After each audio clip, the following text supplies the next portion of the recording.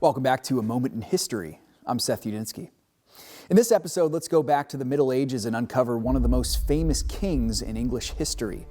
His life is bolstered by legend, specifically the legends surrounding the lovable anti-hero Robin Hood. Truth be told, this man was not much of a king in the sense of a strong monarch at home, but he was a brilliant knight and warrior on the battlefield, especially in the battlefields of the Middle East during the Crusades. Let's explore the warrior king of England at the turn of the 12th century, Richard the Lionheart.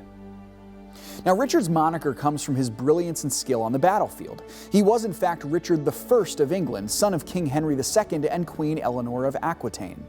He was infamous in his early years for an attempted coup against his father.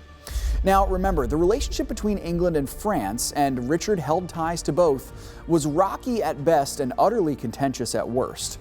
But Richard emerged among his brothers as the heir to the throne, and in 1189, Richard was crowned King of England. Now, as we said earlier, he was not much of a king. The reason for this is not any kind of abject moral failure as much as it was the simple fact that he was almost never in England during his reign.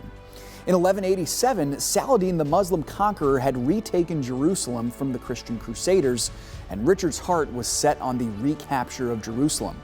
So, along with Frederick Barbarossa of Germany and Philip II of France, Richard led a mighty Christian force to the Holy Land. Now, of all the Crusades since the first, Richard's was by far the most successful. He was a brilliant military commander who led the recapture of much of the land surrounding Jerusalem that the Muslims had only just retaken in the late 12th century. He and Saladin clashed numerous times on the battlefield, and history reveals that they were both equally matched and also had a mutual respect for one another. But Richard ultimately failed in meeting his goal. He could not recapture the Holy City, and in 1192 he began the return journey to England. While on the way, he was captured in France and held for an enormous ransom at the time. Miraculously, it was paid off, and he returned briefly to England before leaving for war yet again. Richard died as he had lived most of his life, in battle trying to take a castle in France in 1199.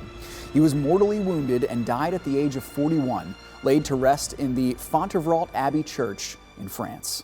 Thanks so much for joining me once again for A Moment in History.